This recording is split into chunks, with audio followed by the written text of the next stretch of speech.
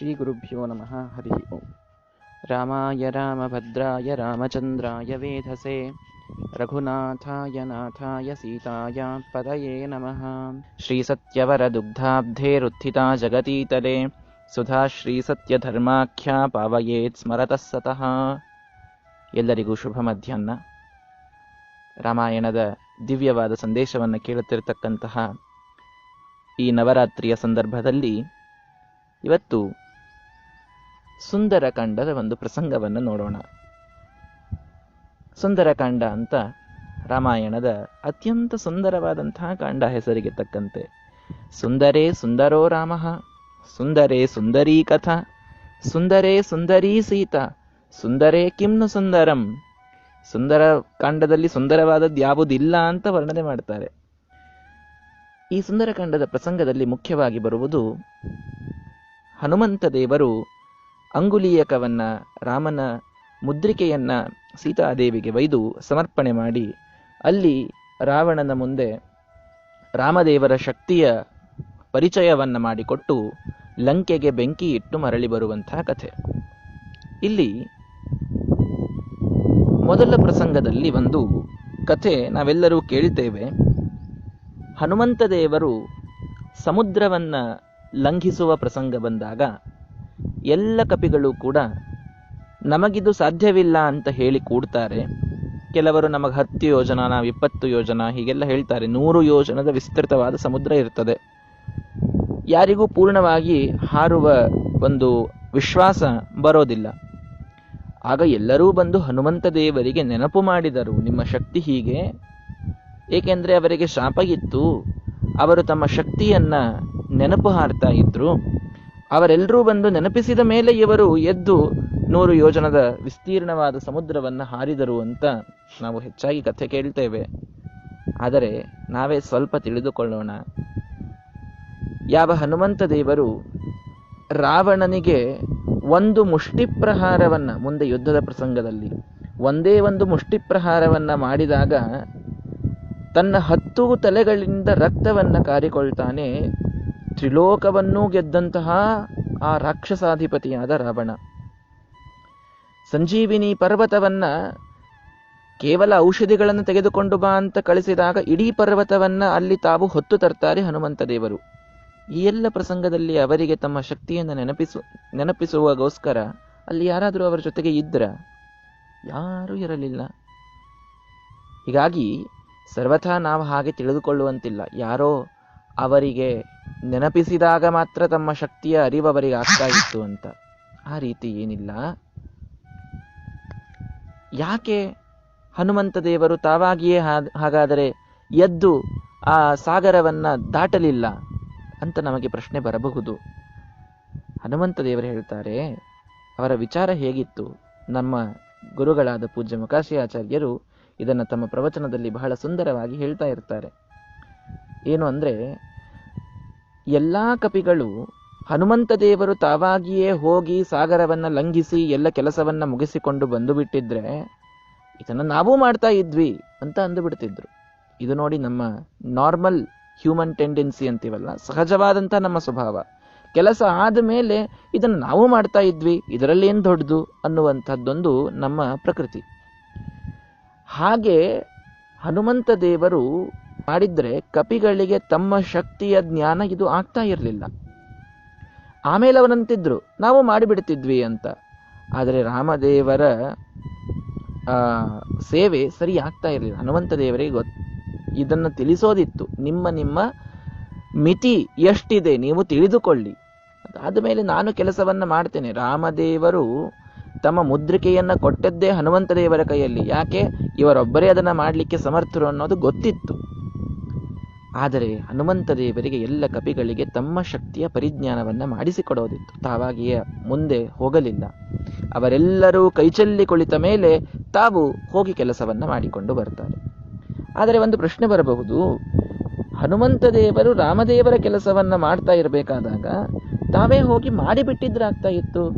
ಎಲ್ಲರೂ ಕೈಚೆಲ್ಲಿ ಕುಳಿತ ಮೇಲೆ ತಾವೇನೋ ಒಂದು ಹೀರೋ ಅನಿಸೋಗೋಸ್ಕರ ಆ ರೀತಿ ಬಂದು ರಾಮನ ಕೆಲಸವೇ ಇತ್ತಲ್ಲ, ಮಾಡಿದರೆ ಮುಗಿದು ಹೋಗ್ತಾ ಇತ್ತು. ಯಾಕದರ ಪರಿಜ್ಞಾನವನ್ನು ಮಾಡಿಸಿಕೊಡ್ಬೇಕಾಗಿತ್ತು ಅದರ ಅವಶ್ಯಕತೆ ಆದರೂ ಏನಿತ್ತು ಅನ್ನುವ ಪ್ರಶ್ನೆ ಎಲ್ಲರಿಗೂ ಬರಬಹುದು. ತಿಳಿದುಕೊಳ್ಳಿ, ಹನುಮಂತ ದೇವರು ಅಂದರೆ ರಾಮದೇವರ ಪಂಚಪ್ರಾಣ. ಹನುಮನ ಮತವೇ ಹರಿಯ ಮತವು, ಹರಿಯ ಮತವೇ ಹನುಮನ ಮತವು. ಆ ಪರಮಾತ್ಮ ಶ್ರೀರಾಮಚಂದ್ರ ಯಾವ ಕಪಿಗಳನ್ನೂ ಮುಂದೆ ಕ್ಷಮಿಸ್ತಾ ಇರಲಿಲ್ಲ. ಅವರೇನಾದರೂ ಹನುಮಂತ ದೇವರ ಬಗ್ಗೆ ಉದಾಸೀನದ ಮಾತುಗಳನ್ನಾಡಿದ್ರೆ, ಹನುಮಂತ ದೇವರಿಗೆ ತಾವು ಹೀರೋ ಆಗಬೇಕು ಅನ್ನೋ ಇಚ್ಛೆ ಇರಲಿಲ್ಲ.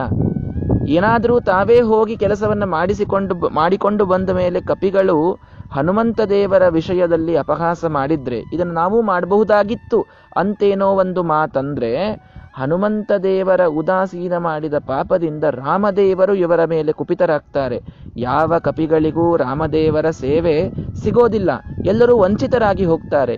ಇದಾಗೋದು ಬೇಡ, ಎಲ್ಲ ಕಪಿಗಳು ರಾಮದೇವರ ಸೇವೆಯನ್ನ ಮಾಡಲಿ ಅನ್ನುವ ಕರುಣೆಯಿಂದ ಇವರು ತಮ್ಮ ಶಕ್ತಿಯನ್ನ ತಿಳಿದುಕೊಳ್ಳಲಿ. ಅದಾದ ಮೇಲೆ ನಾನು ಅವಶ್ಯವಾಗಿ ರಾಮದೇವರ ಕೆಲಸವನ್ನು ನಾನು ಮುಂದಾಗಿ ಮಾಡಿಕೊಂಡು ಬರ್ತೇನೆ ಅನ್ನೋದಕ್ಕೆ ಹನುಮಂತ ದೇವರು ತಾವಾಗಿಯೇ ಮುಂದೆ ಬಂದು ಸಾಗರವನ್ನ ಹಾರಿಲ್ಲವೇ ಹೊರತು ಅವರಿಗೆ ತಮ್ಮ ಶಕ್ತಿಯ ಪರಿಜ್ಞಾನ ಇರಲಿಲ್ಲ ಅಂತ ಮಾತ್ರ ಯಾರೂ ತಿಳಿದುಕೊಳ್ಳುವ ಕಾರಣವಿಲ್ಲ. ಈ ಸರಿಯಾದ ಕಥೆಯ ಒಂದು ತತ್ವವನ್ನು ನಾವು ತಿಳಿದುಕೊಳ್ಳಬೇಕಾಗಿದೆ. ಸುಂದರಕಾಂಡದಲ್ಲಿ ತಾವೆಲ್ಲರೂ ಕೂಡ ಹನುಮಂತ ಇವರು ಎಲ್ಲರನ್ನೂ ಅಲ್ಲಿಯೇ ಕೂಡಿಸಿ ತಾವು ಸಾಗರವನ್ನು ಹಾರ್ತಾ ಇರಬೇಕಾದಾಗ ಸಾಕಷ್ಟು ವಿಘ್ನಗಳು ಬರ್ತವೆ. ಮೈನಾಕವೆಂಬ ಪರ್ವತ ಎದ್ದು ಬಂತು. ನಾಗಮಾತೆ ಕದ್ರು ಅವಳ ಬಾಯಿಯಲ್ಲಿ ಹೋಗಿ ಬರಬೇಕು ಅನ್ನುವಂತಹ ವರ ಇತ್ತು. ಮುಂದೊಬ್ಬ ಸಿಂಹಿಕ ಅನ್ನುವ ರಾಕ್ಷಸಿ ಇದ್ದಳು. ಈ ಎಲ್ಲಾ ವಿಘ್ನಗಳನ್ನು ಕೂಡ ಪರಿಹಾರ ಮಾಡಿಕೊಂಡು ಹೋಗಿ ಬರ್ತಾರೆ ಹನುಮಂತ ದೇವರು. ಮೈನಾಕ ಪರ್ವತ ಬಹಳ ಸಾತ್ವಿಕವಾದದ್ದು. ಅದು ಬಂದು ನನ್ನ ಮೇಲೆ ವಿಶ್ರಾಂತಿ ತೆಗೆದುಕೋ ಅಂದಾಗ ನಿಸ್ಸೀಮ ಪೌರುಷ ಬಲಸ್ಯ ಕುತಶ್ರಮೋಸ್ಯ, ಯಾವ ಶ್ರಮವೇ ಇಲ್ಲದ ಹನುಮಂತ ದೇವರು ಅದನ್ನು ಆಲಿಂಗನ ಮಾಡಿಕೊಂಡು ಮುಂದೆ ಹೋಗ್ತಾರೆ. ರಾಮನ ಕಾರ್ಯ ನಡೆಯಬೇಕಾಗಿದೆ, ಒಳ್ಳೆಯ ಕೆಲಸವನ್ನ ಮಾಡಬೇಕಾದಾಗ ನಮ್ಮವರೇ ಸಾತ್ವಿಕರೇ ಕೆಲವೊಮ್ಮೆ ವಿಘ್ನ ತರಬಹುದು. ನಾವು ನಮ್ಮ ಕೆಲಸದಿಂದ ಹಿಂದೆ ಸರಿಯುವಂತಿಲ್ಲ, ಅವರನ್ನ ಪ್ರೀತಿಯಿಂದ ಮಾತನಾಡಿಸಿ ಮುಂದೆ ಹೋಗಬೇಕು. ಹನುಮಂತ ದೇವರು ತೋರಿಸಿಕೊಡ್ತಾರೆ. ಮುಂದೆ ನಾಗಮಾತೆ ಬಂದಾಗ ಅವಳ ಬಾಯಿಯಲ್ಲಿ ಹೋಗಿ ಅತ್ಯಂತ ವೇಗದಿಂದ ಹೊರಗೆ ಬರ್ತಾರೆ. ಅವಳ ವರವೂ ಪೂರ್ಣವಾದಂತಾಗಿರಬೇಕು, ಅವಳಿಗೂ ಏನೋ ಆಗಿರಬಾರದು, ಅವಳು ಸಾತ್ವಿಕಳಾದಂಥವಳು. ಕೆಲವು ಇಂತಹ ವಿಘ್ನಗಳು ಬಂದಾಗ ಟ್ಯಾಕ್ಟ್ಫುಲ್ ಆಗಿ ಅದರಿಂದ ಹೊರಗೆ ಬರೋದನ್ನು ಕಲಿತುಕೊಳ್ಳಬೇಕು. ಸಿಂಹಿಕ ಅಂತ ಮುಂದಿನವಳು ಮಾತ್ರ ರಾಕ್ಷಸಿ. ಯಾರ ನೆರಳು ಬೀಳುತ್ತದೋ ಎಲ್ಲರೂ ಅವಳ ಹೊಟ್ಟೆಯಲ್ಲಿ ಹೋಗಬೇಕು ಅಂತ ಅವಳಿಗೆ ವರ ಇರ್ತದೆ. ಅವಳ ಹೊಟ್ಟೆಯಲ್ಲಿ ಹೋಗಿ ಹೊಟ್ಟೆಯನ್ನು ಸೀಳಿ ಹೊರಗೆ ಬರ್ತಾರೆ ಹನುಮಂತ ದೇವರು. ಕೆಟ್ಟವರು ವಿಘ್ನ ತಂದಾಗ ಮಾತ್ರ ಆ ದುಷ್ಟ ಪ್ರಯತ್ನಗಳನ್ನ ಸೀಳಿ ನಾವು ಮುಂದೆ ಹೋಗಬೇಕು. ಅಂತೂ ರಾಮನ ಕಾರ್ಯ ಮಾತ್ರ ನಿಲ್ಲಲಿಲ್ಲ. ಪ್ರಾರಬ್ಧಮುತ್ತಮ ಜನಾನ ಪರಿತ್ಯಜಂತಿ, ಪ್ರಾರಂಭ ಮಾಡಿದ್ದನ್ನ ಶ್ರೇಷ್ಠ ಜನರು ಅರ್ಧದಲ್ಲಿ ಕೈ ಬಿಡೋದಿಲ್ಲ. ವಿಘ್ನಗಳು ಬಂದರೂ ಮುಂದೋಗಿ ಆ ಕೆಲಸವನ್ನ ಮಾಡಿಕೊಂಡೇ ಬರೋದು. ಇದು ಹನುಮಂತ ದೇವರ ಆದರ್ಶ. ಇದು ಸುಂದರಕಾಂಡದ ಸಂದೇಶ. ಮತ್ತೊಂದು ರಾಮಾಯಣದ ಸಂದೇಶದೊಂದಿಗೆ ನಾಳೆ ಬರ್ತೇನೆ. ಶ್ರೀಕೃಷ್ಣಾರ್ಪಣಮಸ್ತು. ಜೈ Shriram.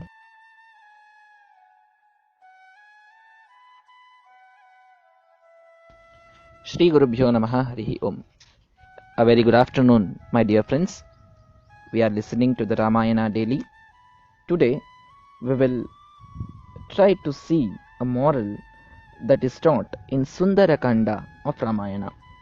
Sundarakanda is, as the name suggests, a very beautiful chapter in Ramayana. In this, the main theme is Lord Hanuman crossing the ocean, giving the Ramamudrike to Mother Sita, and giving the introduction of Rama's strength to Ravana, and lighting the Lanka with fire and coming back. Now this story we all know, but there is a story associated with this. Many say that Hanumanta didn't have the ability to know his strength by himself. He had got a curse that someone should remind him the strength, only then he could do the things. But friends, if we see many stories in Ramayana, when Hanumanta went to bring the Sanjeevani medicine, he himself didn't only pluck the medicine, but he uprooted the whole mountain and came with it. there no one was there to remind him of his strength. Hanumanta in the war gave one mushti prahara to Ravana, and Ravana vomited blood from all of his 10 faces. There no one was there to remind him his strength. So, it was not due to the curse that Hanuman didn't cross the ocean by himself. Then what's the real story? Actually, Hanuman wanted all Kapis to understand their strengths. Had he gone by himself and crossed the ocean and did all the tasks and came back, then the Kapis would say that this was very easy. We could have also done this. This is the normal human tendency. After the work is accomplished, we all say that we could have also done it very easily. But Hanuman didn't want that to happen. He wanted Kapis to understand their limitations. We may get a question that when it's Lord Rama's task, Hanuman would go by himself and perform it. Why to make them understand their strengths, their limitations? He could have done it by himself. What was the need of a heroic entry there? But we have to understand that had Kapis ignored the great work done by Hanuman later, had they told that this could be easily done by us also, then Rama would not forgive them, because Hanuman was very, very close to Sri Ramachandra. He was his Pancha Prana. Rama would not forgive those who ignored or who humiliated Hanuman's work. If Kapis would have said that, then they would have become ineligible to do the Rama Seva later. Hanuman didn't want that to happen. Hanuman wanted all Kapis to perform their Seva to Sri Ramachandra. So he first sat quiet, made them understand their limitations. Then he himself went and did all the tasks, and then he came back. This is actual story which we have to understand. It was not that Hanuman didn't have the knowledge of his strength. In Sundarakanda, we see that while doing Ramakarya, while crossing the ocean, many of the hurdles were overcome by Lord Hanuman. First came a big mountain called Mainaka, a very nice, a very humble mountain. There, it offered some fruits and offered the place for rest, but Nisima Paurusha Balasya Kutashramosya. Where is the tiredness to those who are immersed in Ramakarya? Hanuman just embraced the mountain and then he went on. We also get some hurdles like this. Our own people, our own relatives may bring us some hurdles out of their concern, out of their care. But if it's the work of Sri Ramachandra, the spiritual work we are doing, then we have to just embrace them. Like we have to just convince them and move on, but not stop our work. This was the moral there. Then came Nagamata. She had a boon that everyone should enter her mouth and go. Hanuman tactfully entered her mouth and came back before she could close it. There, the boon was also protected, and Hanuman also didn't get hurt.